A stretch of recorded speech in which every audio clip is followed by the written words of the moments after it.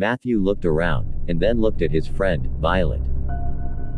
They'd both abruptly stopped walking, and were now standing completely still in the middle of the trail. Matthew was leaning forward slightly, straining to listen. "It sounds like singing," he whispered. "Who would be out singing in the middle of the forest at night? Who would be walking in the forest in the middle of the night?" Violet mumbled in response. He rolled his eyes at her. "Come on, Violet, let's go see what it is. Someone could be lost out here." He tugged on the girl's sleeve. She recoiled, shaking her head. "No, Matthew. Absolutely not," she protested. "You're crazy. What about this makes you think someone's lost out here? We shouldn't even be out here. It's late, it's cold outside, and none of this is a good idea. You're the one who agreed to it," he shot back, crossing his arms stubbornly. "And if you won't come with me, fine. I'll go by myself. Some friend you are." Matthew began to storm off in the direction of where the singing had been coming from. The girl stayed behind, mumbling bitterly to herself. "You do that then, see if I care." "You're out of your mind." When she looked up again, Matthew was completely gone. It had only been maybe a minute or so since he'd marched off. She should still be able to see him at least. As she looked around, however, there wasn't a single trace of him. There wasn't even the sound of him walking anywhere in the distance, or any sounds at all. The trail was suddenly eerily quiet. Violet felt chills rise all over her body as she looked around the immediate area. She stood frozen, listening. A sweet, gentle hum filled the air again, along with the very faint sound of a music box somewhere very far away. The tune was comforting, but Violet's stomach continued to churn and she started to tremble. Still, she didn't say a word, and didn't move a muscle. She fixed her gaze on the path in front of her, watching and waiting. And that's when she saw it. It was a girl with short, layered blonde hair. She was wearing a silvery white and crimson-colored Victorian dress, a glittering crown to match sitting high on her head. As she got closer, Violet could see that she had blood splattered on her face, hands and clothing. Her face was pale and gaunt, with dead-looking, glassy gray eyes surrounded by deep shadows, her lips dark and a little swollen-looking. She was the one doing the humming, her voice high and sweet, contradictory to her alarming appearance. Violet wanted to turn and start running, but she found herself unable to. The world around the two girls seemed to be warping and getting duller as the humming got louder and louder. Violet became unable to take her eyes off the strange girl. Slowly, Violet's panic completely drained from her body, and she felt herself relaxing. "Ah, he mentioned that he brought a friend," said the girl softly, smiling a little. "I was not expecting this, however. Where's Matthew?" Violet managed, the sound of her voice thick and awkward. She felt kind of numb all over, and it felt like she was getting increasingly more tired and weak. "Resting," the girl replied. "He'll be fine." What do you mean he'll be fine? Is he hurt?" Violet felt a pang of anxiety go off in her chest. "He'll be fine," she said again. "No need to worry." The girl turned her back to Violet and motioned for her to follow.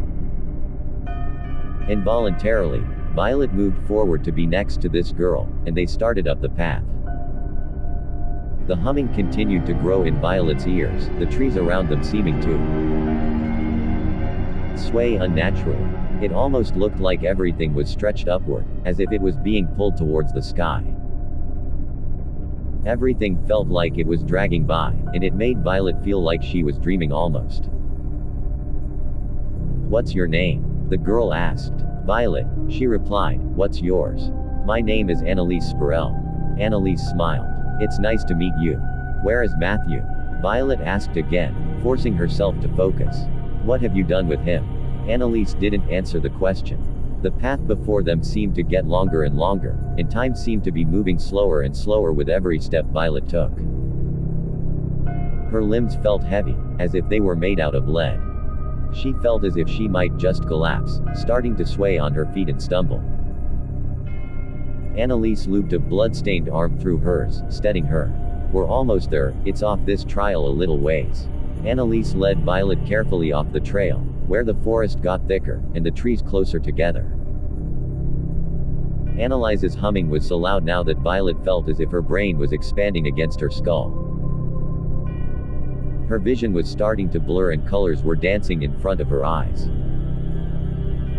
Her heart was pounding so hard that she thought it was going to explode at any moment. "Here we are," Annalise said finally. Violet stopped dead in her tracks. There was blood everywhere, dripping from lower tree branches and filling footprints in the soft ground. In the center of the little area was an axe, lodged in a tree stump. What surrounded it, however, was what had Violet frozen in absolute terror. She couldn't tell how many of them there were, but there were bodies surrounding the stump. Some were recent and still profusely bleeding, while others showed various stages of decay. Every single one was missing its head.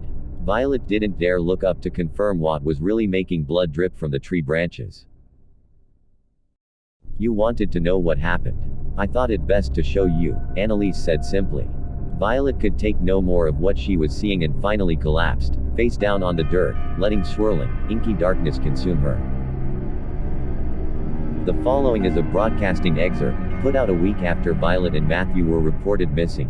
On Monday evening, on October 3rd, two teenagers went missing in the woods near Whitewater, Violet Tyler and her friend Matthew Collins. "We've just been informed that both were found.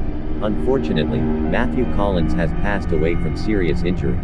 Violet Tyler was found near him, and was hospitalized, found to be in a coma. Doctors have concluded that she suffered a very sudden heart attack, and she is not expected to survive." These two are part of the many that have disappeared over the years during the month of October in various places across the world under the same mysterious circumstances. May God be with you all. Annalise Elizabeth Spurrell was born on October 21, 1820. She was the only daughter of Richard and Adeline Spurrell. Annalise was a beautiful, loved child from the very moment she was born. As she grew up, she expressed interest in music, so she enrolled in singing lessons and played piano. Her childhood was sheltered, but happy. Annalise didn't have many friends, but when she was 16 she made friends with Alexander and Veronica Warren, both of whom she loved very much. The three of them were very close, and the depth of Annalise's love for them cannot be described in words. On the night of October 21, 1837, Annalise's 17th birthday, she and Alexander went for a walk in the woods right outside the Spirells' home. After both had been gone for over 4 hours, Adeline went looking for her daughter and found her brutally murdered in the woods outside the home. She'd been decapitated. Alexander was nowhere to be found, and immediately assumed to be the killer. Annalise's angry spirit awakened days later and managed to somehow reattach her head. It took her 6 months to gain strength, but once she did, she started luring people into the forest to experience the same thing she did. Now, as she is strongest in the month of her death, she travels various forests and continues to try and satisfy her angry soul.